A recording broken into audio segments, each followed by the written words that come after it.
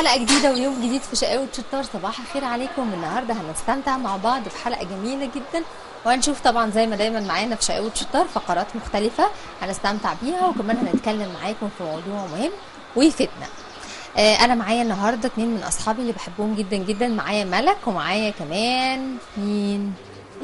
ندى. ملك وندى. صباح الخير. ازيك يا ملوك؟ نور. عامله ايه يا ندى؟ الحمد لله. انا عايزه بقى اقول لكم على خبر قريته عن منظمه الصحه العالميه. منظمه الصحه العالميه ملك قالت ان اسنان الاطفال في خطر. وقالت كمان، قالت طبعا اسباب اسنان الاطفال في خطر ان الاطفال ما بتهتمش باسنانها خالص، وانها كمان بتاكل كتير قوي الفاست فود والحلويات، وكمان كتر يعني الشغل، وماما وبابا بيهتموش قوي ساعات باسنان اطفالهم، فعلشان كده اسنان الاطفال في خطر. انا عايزه اعرف بقى منكم، احنا المفروض ان احنا كلنا نعتني باسناننا كويس جدا جدا وناخد بالنا منها، لان اسناننا اولا اسنان الاطفال بالتحديد اسنانهم هم بيبقوا لسه صغيرين، بيبقوا لسه في مرحله النمو، محتاجين اهتمام زياده.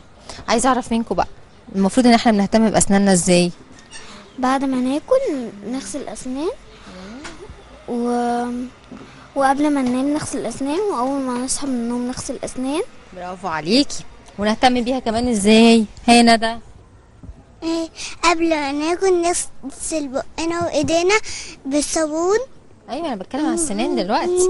احنا دلوقتي اما ناكل حلويات، ينفع ناكل حلويات ونسيب سناننا كده؟ لا. نعمل ايه؟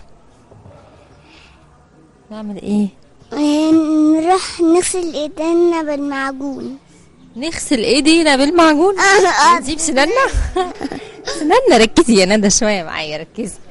احنا لازم نغسل سناننا بالفرشه طبعا وبالمعجون، ونغسلها كويس جدا زي ما اتفقنا مع بعض ان مهم جدا دايما ان احنا الصبح بنصحى من النوم نغسل سناننا، بعد ما بناكل او ناكل حلويات نغسل اسناننا، وبالليل قبل ما ننام طبعا لازم نغسل اسناننا كويس جدا، لان ده مهم. انتوا عارفين ان احنا لو ما عملناش كده اسناننا هيحصل لها ايه لما نكبر؟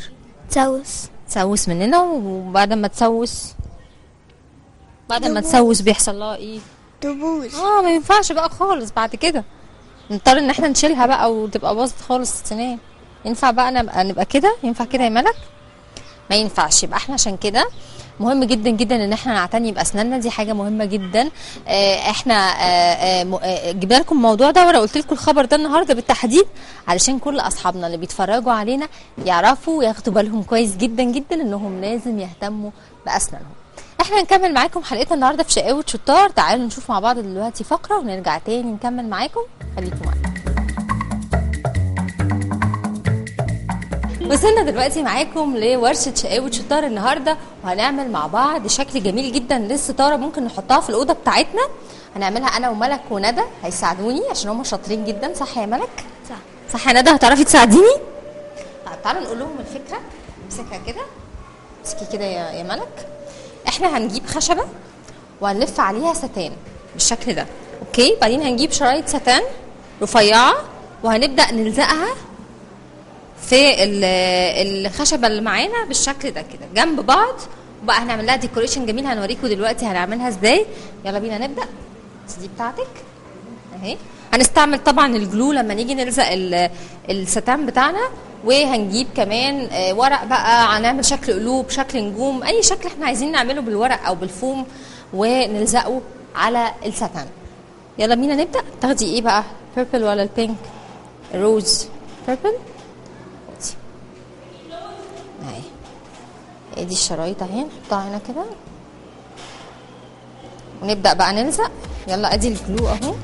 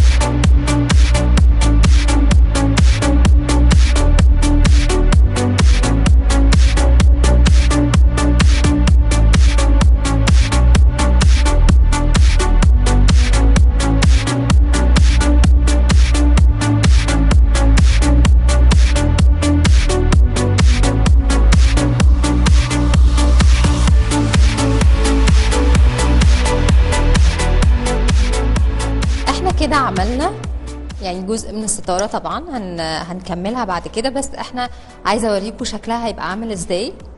انا عملت يعني لزقت ده ورا، يعني خليتها من ورا كده علشان يبقى شكله من قدام جميل. دلوقتي هنحط بقى القلوب بتاعتنا اللي احنا جايبينها عشان نعمل ديكوريشن جميل، اوريكم برده شكلها هيبقى عامل ازاي. وده طبعا نموذج هنكمل بيه بعد كده بقيه الستاره. يلا نكمل. انا شايفه ملك كمان عملت شكل تاني مختلف، عملت يعني بعيده عن بعض شويه. احنا ممكن نقربهم مع بعض وممكن نبعدهم على حسب ما احنا شايفين شكلها يبقى عامل ازاي.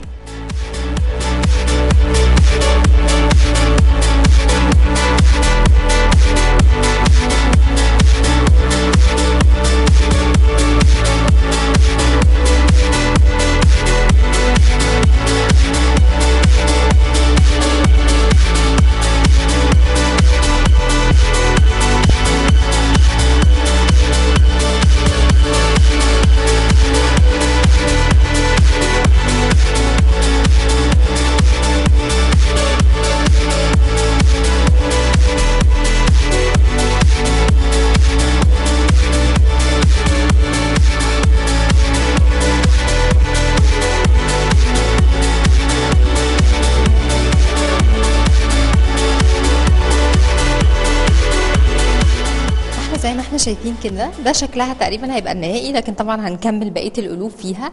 لكن انا بقول لكم الفكره، وطبعا الفكره دي ممكن نتعمل فيها قلوب، ممكن يتعمل فيها نجوم مثلا، اي حاجه بقى، وردات شكلها مختلف، الوانها مختلفه، تبقى جميله جدا. ممكن نصغر شكل الوردات، كل الاشكال اللي احنا حابين نعملها ممكن نعملها وهتبقى جميله جدا. صح يا ملك؟ صح. تبقى شكلها حلو في الاوضه بتاعتنا. تعملي بيها ايه انت يا ندى؟ على الدولاب. حطيها على الدولاب تبقى جميله، شكلها جميل برضو. ممكن نحطها على الحيطه، ممكن نعمل بيها ديكوريشن جميل. صح، جميل جدا جدا. قولوا لي انت بتعرفي تعملي حاجات تانية يا ملك؟ تعملي ايه؟ بعرف ارسم، بعرف اعمل اشكال كتير. تعملي اشكال كتير. وانت يا ندى؟ مش بعرف. تعرفيش لسه؟ طب اتعلمتي النهارده ولا ما اتعلمتيش؟ لا، ملك هي اللي بترسمني. لا، ما احنا ما ينفعش بقى ملك ترسم لنا، احنا لازم نرسم احنا بنفسنا. صح، خلاص بقى النهارده احنا عملنا اهو مع بعض اهو شكل جميل. المره الجايه بقى تعمليه لوحدك، موافقه؟ خلاص احنا كده خلصنا مع بعض النهارده ورشتنا في شقاوة شطار، وتعالوا دلوقتي نكمل مع بعض حلقتنا. خليكم معانا. وصلنا معاكم دلوقتي لمطبخنا النهارده في شقاوة شطار، وهنعمل مع بعض اكله جميله جدا ومفيده جدا، كل مكوناتها مفيده. بس تعالوا نعرف الاول المكونات اللي معانا النهارده ايه. ها قولي لي يا ملك. طماطم. ايوه. تونه. وايه كمان؟ وزيتون. ايوه، ومايونيز. برافو عليكم، شاطرين. طبعا احنا عارفين ان التونه مفيده جدا لينا، وكمان طبعا الطماطم والزيتون، وهنعملها مع المايونيز وهنحطها بقى في الطماطم. احنا الطماطم اولا احنا شايلين الجزء اللي جوه بتاعها علشان نحط فيها التونه بالشكل ده، مفضيينها كده. وهنقلب الاول التونه على المايونيز على الزيتون. يلا بينا، مين هيعرف يساعدني؟ تساعدوني؟ يلا. حط الاول هنا التونه.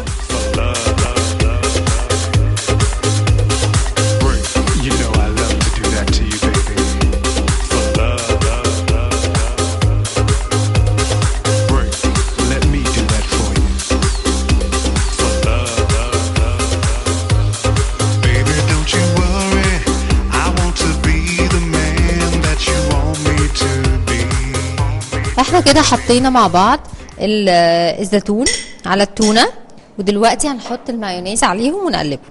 يعني نحط المايونيز، يلا زي ما قلت حطي المايونيز.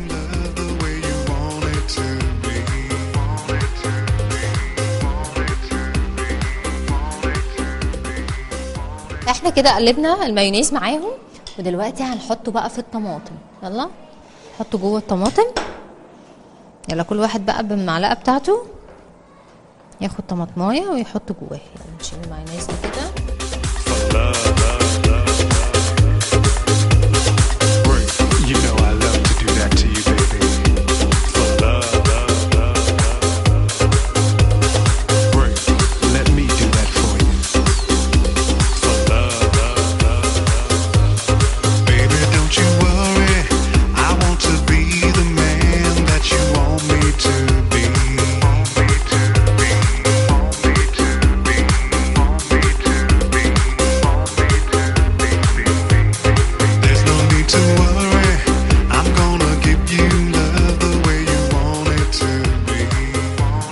كده خلصنا مع بعض. الشكل بتاعنا اهو، الطماطم وفيها الزيتون مع اللي حطينا التونه مع المايونيز والزيتون وقلبناهم وحطيناها في الطماطم. طبعا مفيده جدا الاكله دي. اولا الطماطم مفيده لينا جدا. ليه يا ملك؟ لانها لانها من الخضار، فيها فيتامينز مهمه قوي لجسمنا ومفيده، وجسمنا بيبقى محتاج للفيتامينز دي. التونه كمان يا ندى فيها الاوميجا 3، والاوميجا 3 دي مهمه جدا جدا برضو لينا ولجسمنا ولمخنا. والتونه نفسها خفيفه جدا ومفيده جدا لينا، ووجبه جميله ممكن ناكلها. طبعا ممكن ناكلها الصبح، ممكن ناكلها اي وقت احنا عايزينه، لان هي وجبه خفيفه جدا. احنا كده خلصنا مع بعض دلوقتي مطبخنا في شقاوة شطار، وهناكل انا وملك وندى الطماطم اللي احنا عملناها مع التونه، وهنكمل دلوقتي حلقتنا. خليكم معانا. طبعا احنا عارفين اهميه وفوائد الرياضه بالنسبه لجسمنا. اصحابنا دلوقتي هيعملوا مجموعه من التدريبات اللي هي بتبقى بدايات لرياضه الجمباز فيما بعد. طبعا التدريبات دي هيعملوها مع كابتن خالد. مهم جدا ان احنا التدريبات دي لازم نعملها مع كابتن، ما ينفعش ان احنا نعملها لوحدنا. واحنا طبعا عارفين ان الرياضه بتنشط جسمنا وبتدينا طاقه لليوم بتاعنا، ومفيده جدا جدا. احنا ممكن الصبح طبعا هم هيعملوا بدايات للجمباز او تدريبات مبدئيه علشان يلعبوا بعد كده جمباز. احنا ممكن نعمل ايروبكس خفيف كده ونتعلم مع الكابتن بتاعنا او في النادي. المهم ان الرياضه في النهايه مفيده جدا لينا. تعالوا دلوقتي نتفرج ونشوف اصحابنا هيعملوا ايه النهارده في التدريبات بتاعتنا.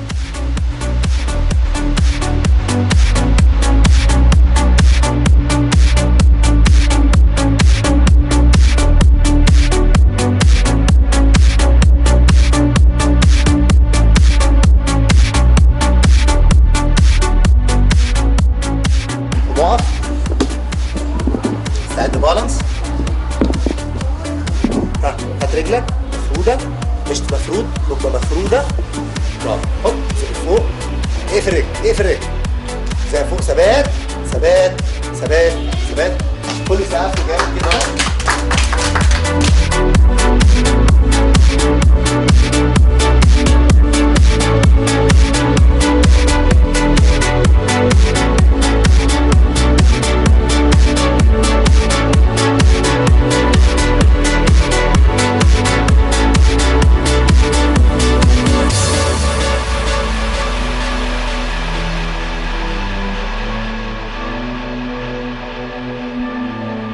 سريع. استعدي هوبا.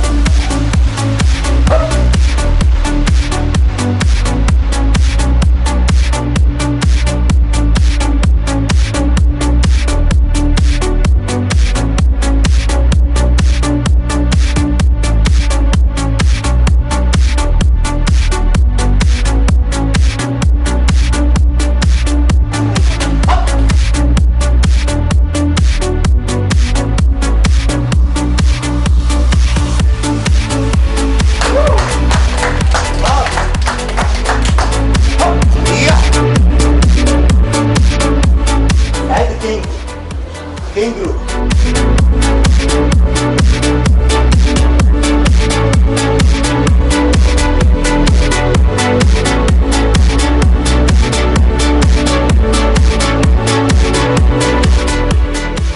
تحت بعيد، تحت خالص. ستوب.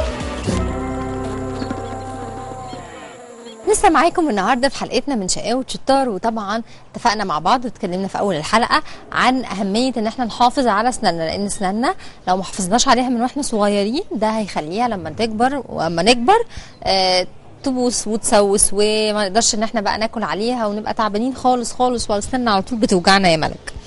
طيب احنا في حاجات تانية، مش بس ان احنا هنغسل سناننا، في حاجات تانية احنا لازم نهتم بيها بتقوي السنان بتاعتنا وبتخليها نقدر ان احنا بقى ايه تبقى اسناننا قويه طول عمرنا. تفتكروا ايه هي؟ ان احنا نعمل ايه؟ في حاجه كده بنشربها مهمه قوي قوي قوي، بتعمل لنا كالسيوم كده، تدينا لبن. برافو عليكي. اللبن وطبعا الجبنه، لان الجبنه برضو بتبقى معموله من اللبن. البيض كمان بيبقى فيه كالسيوم يا ندى، صح؟ يبقى احنا بقى لما نشرب اللبن كل يوم الصبح يحصل ايه؟ ايه تفتكري انت كنا بنقول ايه دلوقتي؟ ما نشرب اللبن كل يوم الصبح يحصل ايه؟ اللبن بيدينا ايه؟ ها ايوه قولي لها يا ملك انت. تبقى اسناننا قوية ونعرف ناكل عليها. واللبن بيقوي اسناننا بس يا ندى؟ اه لا، اللبن مش بيقوي اسناننا بس، بيقوي حاجات تانية كمان. ايه هي؟ زي ما بيقوينا قوي العظام بتاعتنا، عظمنا بيبقى قوي جدا لما نشرب اللبن. صح؟ تشربي اللبن ولا لا الاول؟ انا عايزه اعرف. مش بتشرب، انا اللي هي اعترفت على طول من غير اي حاجه. انت بتشربي ومالك مش بتشرب كده يا مالك؟ لا ينفع نقول ان احنا ما بنحبش اللبن؟ ينفع؟ لا. ينفع يا ندى؟ قولي لها بقى، هي قالت لك المعلومه من شويه وهي ما بتعملهاش. لا اشربي اللبن وهي مش بترضى. لا ما ينفعش، احنا لازم نشرب اللبن كل يوم لان اللبن مفيد لينا جدا، يدينا كالسيوم عشان جسمنا وعشان سناننا كمان زي ما اتفقنا مع بعض. وانت يا ملك انا هزعل منك لو ما شربتيش اللبن، وكل اصحابنا كمان هيبقوا زعلانين منك. ينفع كده؟ لا ما ينفعش، انت لازم تشربي لبن لانه مفيد جدا. مفيش حاجه اسمها بقى ايه انا ما بحبوش. فكره انا ما بحبوش دي احنا لازم نبطلها خالص. في حاجات كتير، لان انا بشوف اصحابي كتير جدا منهم ما بيحبوش يفطروا، ما بيحبوش يشربوا لبن، ما بيحبوش ياكلوا خضروات، ما بيحبوش كل الحاجات دي. غلط جدا. وبعدين تعالوا نفكر مع بعض، يعني ايه ما بحبوش؟ ليه ما بحبوش؟ طعم وحش مثلا؟ لا مش طعم وحش، بس يعني لو شربت كوبايه مثلا الصبح، كوبايه لبن، هيحصل ايه؟ مش هيحصل حاجة، بس انا لا. برتاحلوش. لا مش حاجه اسمها ما برتاحلوش. في حاجه اسمها ان احنا الاكل كله مفيد وجميل، ولازم نبقى عارفين ان احنا واحنا صغيرين كده كل الاكل ده بيأثر معانا جدا لما بنكبر بعد كده. يعني احنا لما ناكل خضروات كتير واحنا صغيرين واحنا في مرحله النمو وكده يا ندى، بنبقى ايه؟ قوية. اقوياء، بنبقى اقوياء. فلازم احنا نتعود دايما ما نقولش انا ما بحبش، ما نقولش انا مش عايز، ما نقعدش بقى نقول كل حاجه لا لا لا لا انا مش عايزه اكل ده، انا مش عايزه. حاجات تانية بناكله في الجبنه وبناكله في الزبادي، بس برضو كوبايه اللبن دي مهمه لازم نشربها. ماشي؟ موافقه؟ اوكي. احنا كده خلصنا حلقتنا النهارده من شقاوة شطار، وعايزه كل اصحابنا دايما يستفيدوا ويركزوا كويس معانا عشان احنا بنحاول نقول لكم حاجات تفيدكم اكتر. وطبعا النهارده اتكلمنا مع بعض عن مهم جدا ان احنا نحافظ على اسناننا، ومهم كمان التغذيه بتاعتنا اللي بتخلي اسناننا قويه. خلصت الحلقه، وما تنسوش تتابعونا على الجروب بتاعنا على الفيسبوك، جروب شقاوة شطار. تابعونا وتابعوا حلقاتنا كمان بعد اذاعتها. ميرسي يا ملك وميرسي يا ندى، وانا مبسوطه جدا اني كنت معاكم النهارده. باي باي.